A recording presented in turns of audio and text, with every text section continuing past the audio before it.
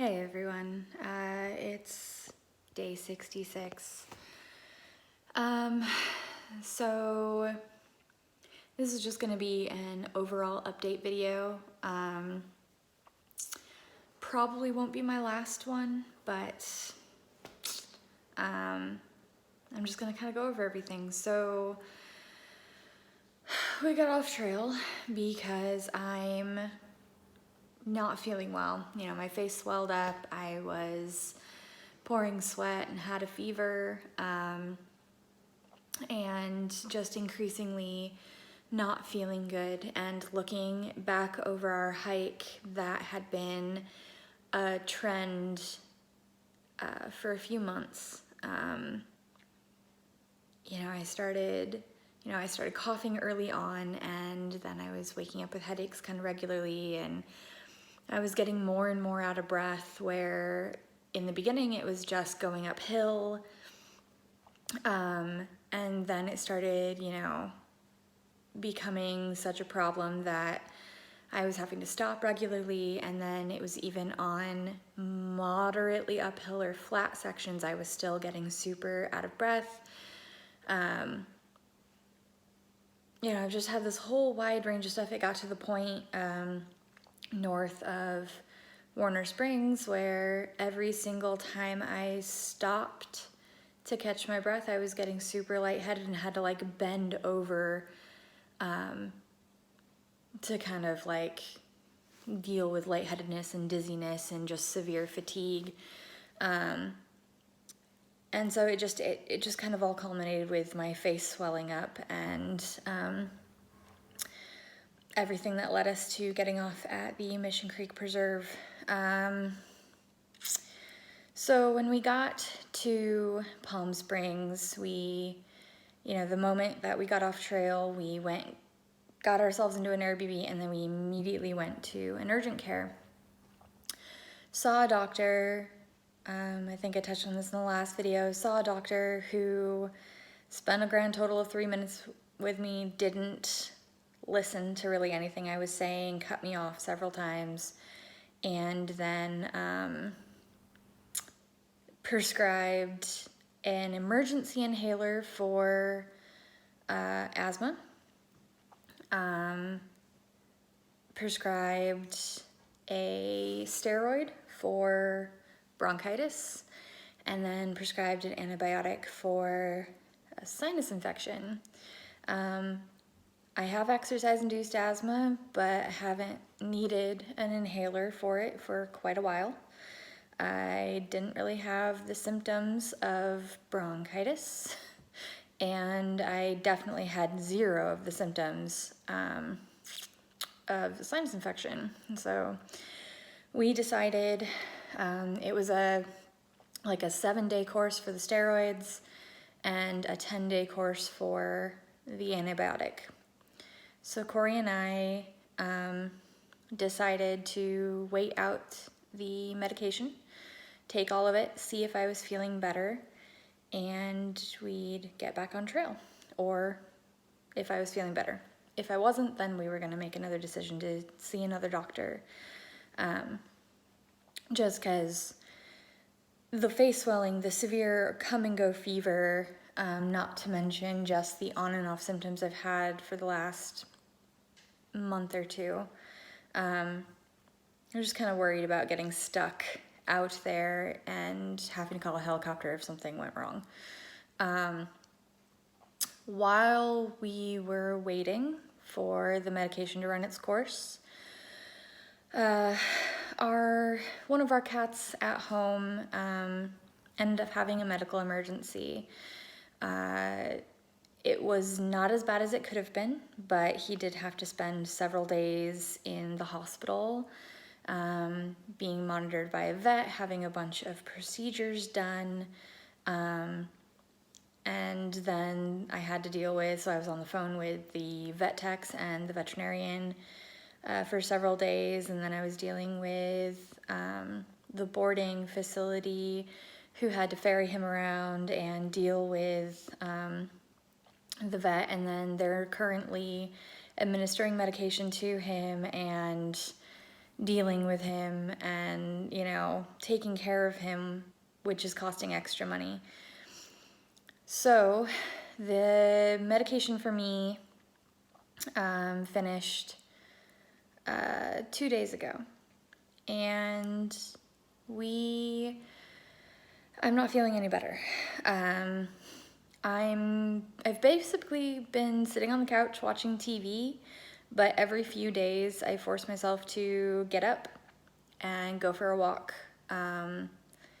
just to kind of see how I handle it, see if I'm feeling any better, see if the lethargy is from me just hanging around, see if I'm experiencing anything new.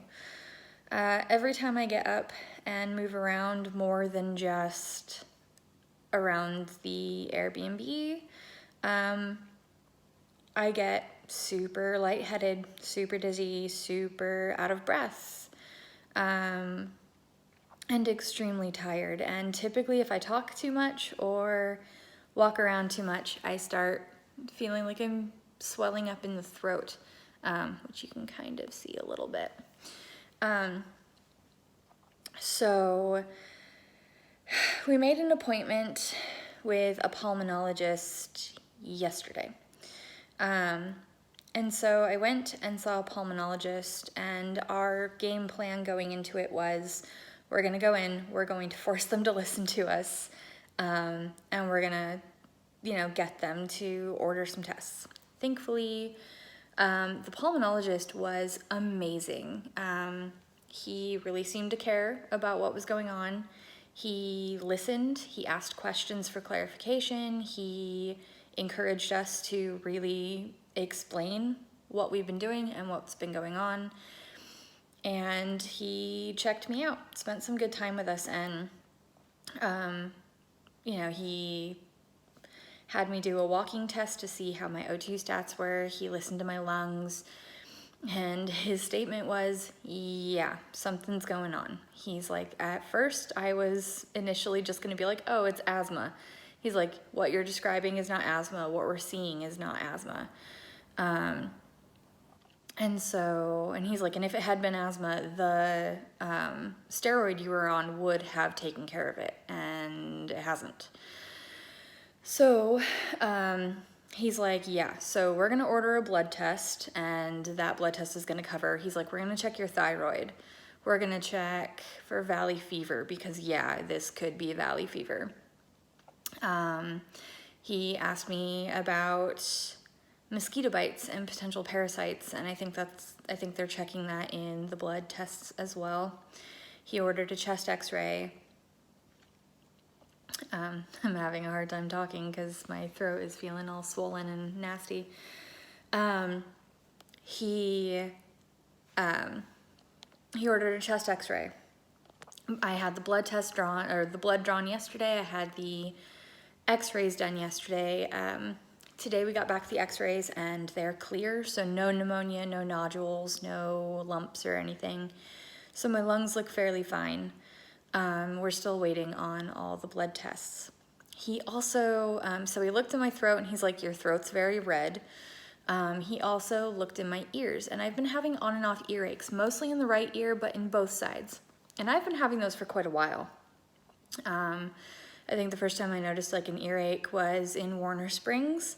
We were sitting in the restaurant at the golf course. We were sitting at the restaurant, and I think we were having breakfast. And I remember like I plugged my ear because they had like politics on or whatever, and I was like, I'm not interested. So I just like plugged my ear just a little bit, just like that. Didn't stick my finger in, but I just kind of plugged it. And all of a sudden, like my ear, and it was this ear, not the right one that I've been having most of the trouble with, but I plugged my ear, and then when I pulled it off, I realized that my ear was clogged, like couldn't hear anything. Everything was super muffled. And so I told Corey, I was like, I'll be right back. Ran to the bathroom, stuck some toilet paper in there, cleared it up a bit, but it kind of bugged me. And ever since then, I have been aware that I've been having on and off earaches in both ears. So when the pulmonologist checked my ear, you know, they have that little thing with the light that they stick in your ear to check, you know, to look in there. He stuck it in the right ear first, and it was excruciating, like really painful. And that's not normal. So it's obviously super inflamed, but he took a few second look at my ear and he's like, And then he looked at my other ear and he's like, both of your ears are entirely blocked, like completely stuffed up, blocked. And so he's sitting there and he's like, I'm a little worried about that because in kids, if they get ear blockages or earaches or ear infections specifically, if kids get ear infections, their bodies are pretty good at, fighting them off. It's usually not a big deal. You give them antibiotics, and you let the antibiotics handle it. Apparently, middle ear infections in adults are not good. Apparently they can spread, and it's apparently hard for antibiotics to deal with them appropriately, which I was on antibiotics.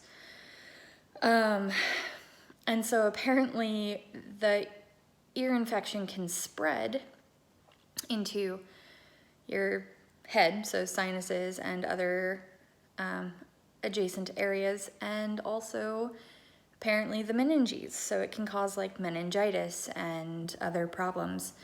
And apparently my ears are completely stuffed and inflamed, apparently, since how painful it was. So he had his front desk staff calling like all of the ENTs in the area and even outside the area, trying to find one of them that would see me on short notice. And so they found someone. There's an ENT that we're going to see tomorrow at like 3 p.m. And they're going to do a full like cleaning of my ears. So they're going to go in there and wash everything out and get the blockages out and everything, which, given how painful my ears are, and given how painful it was for him to just look in it, it's not really something I'm looking forward to. But apparently they're going to go in, they're going to completely clean my ears out, and they're going to figure out whether or not I have a middle ear infection and if it's spread. So yeah, could be a severe ear infection, and that would actually make a lot of sense for a lot of my symptoms. Or it could be valley fever, could be both. He said if it's not valley fever, it also could be something like West Nile or some other crazy bug or parasite-borne thing, I don't know. But all of this being said, Corey and I had a very frank and very honest conversation with each other and with ourselves, not yesterday, but the day before. And we looked at our financial situation, because the vet situation back home was very expensive. And so we looked at that. We looked at us having to be in town for my knee injury back in Idlewild. And we looked at this, and thankfully our travel insurance is covering a lot of this for us, but not all of it.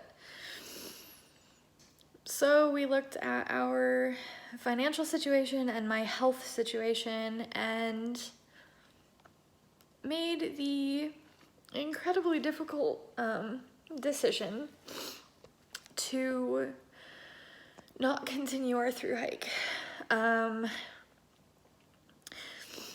So it's an incredibly difficult decision to make, and neither of us are happy with it in any way, shape, or form. But it was the smart decision to make, and it was the right decision to make. It's crawling towards the end of May, and it's a funky season anyway. right now, like hardly anybody's on trail just because it is storming like mad. Either it's raining and hurricane force winds, or it's dumping snow almost throughout in the entirety of California. We're in Palm Springs and it's been like uncharacteristically cool. It's been in like the 70s and it's been raining, and everybody's just like, this is super weird. But so, unfortunately, 2019 isn't our year. It's been an amazing experience. It has been definitely a life-changing experience, and this isn't our last time out here. I mean, we're really proud of what we've managed, despite all of the craziness. But we have decided that our game plan is going to be this. We are gonna hang out in Palm Springs until we know what's going on with me. If it's something like valley fever that's gonna take a while to recover from, or if we can't figure out what's going on with me and I'm just not feeling in hiking shape, which I'm really not right now. We did a mile walk, no packs, flat ground. We did a mile walk to breakfast today, and I was, by the end of it, it's not that hot out, and I was pouring sweat, like literally had beads dripping down. And I was exhausted and dizzy and lightheaded, and every time we were walking I was kind of huffing and puffing, and that's on flat ground. Like, I don't know what's going on with me right now, whether I'm fighting an infection or a virus or something. Like, I don't know, but I'm not feeling good. So our plan is to hang out until we get all of the results back from the test the pulmonologist ordered and whatever goes on tomorrow at the ENT. And then once we know what we're looking at, diagnosis or not, that will determine what we do. If it is something that's going to take quite a while for me to recover from, we are hoping that we can hitch or take an Uber or something up to Hiker Heaven and Casa de Luna. Apparently this year is their very last year, and we're out here so we don't want to miss the experience. But if we are hitching up there, we will go and volunteer to help. Obviously we would want to do that no matter what, but you know, we're not hiking there, so I don't feel like we really earn the right to just relax and enjoy like a zero there kind of thing, because I just don't feel like we earned it. So I would want to go and donate some money, help cook, help clean, help do something, just to see it, experience it, maybe dance for our bandanas at Casa de Luna, and just get to see it and experience it, and then we'll go home. If it's something like an ear infection that I can take some targeted antibiotics and start feeling better rather quickly, we'll do that, and then we're gonna head back out to the Mission Creek Preserve that we got off on, and we'll finish the 40 miles that we have to Big Bear. And then once we get to Big Bear, we will hitch or find our way to the closest trail junction before Hiker Heaven, and hopefully hike about a 40-mile section around Hiker Heaven in Casa de Luna. Just hike that 40 or 50-mile stretch that encompasses both of those locations, so that we can have that experience and kind of earn it a little bit by hiking that section, and then go home after the end of that little section. So that's essentially our plan. Our PCT dream is not over. As sad as we are to be leaving the trail, we are too in love with this trail and too in love with backpacking for this dream to be over. Unfortunately, just a lot of stuff got in the way this year. So our plan is to get back home, and we're already looking at new hiking. Now we know what we're looking at out here. We know what it's like. So we are designing a training program for both of us. Corey does personal training at home and physical rehab and everything, and so we're going to be designing our lives when we get home to fit as much training, as much hiking, as much backpacking, gym time, healthy diets, healthy sleep routines,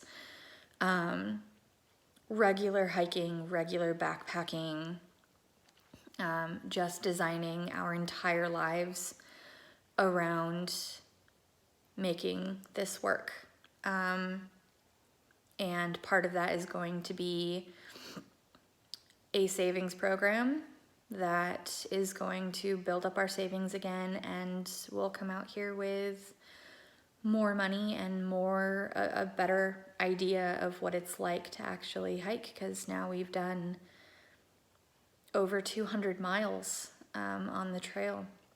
So we're gonna get back out here, and I will probably go back to doing training videos now that I'm kind of used to doing that, and kind of document the process of us getting ready for our actual through hike. So we're probably looking at 2021 or 2022. So that's essentially the update.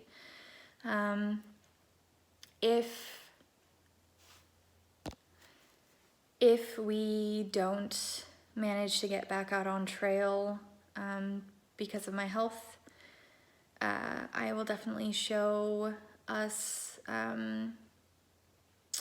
visiting and volunteering at Hiker Heaven and Casa de Luna, if we're able to. If we do get back out on trail, I'm gonna keep doing the vlog. I'm gonna keep doing these updates all the way until we get home. And like I said, I will probably continue to do through hiking prep videos. Our hikes around Oregon, we have tons of hikes lined up, and just general prep for what we're doing and what we know we're gonna wanna do. So yeah, that is essentially our update. I'm really heartbroken that this is how this year turned out, but life happens, things happen, and I fully expect us to be far more prepared and in a far better position to do this the next time we get out here. And we are going to get out here. We can't not. We're gonna make this work. So thank you all so much for watching this channel and sticking through it with us. I'm sure this doesn't come as much of a surprise to a lot of you. I'm sure some of you predicted this. I definitely didn't think we'd get as far as we did. There was a part of me that truly thought we would stop in Lake Marina, so I'm just very proud of us for getting as far as we did. there's nothing I want more than to keep going, and I'm sorry if I'm disappointing anybody. But hopefully I can deliver what I said this was gonna be in a through hike in a couple of years. So, all right, thank you all.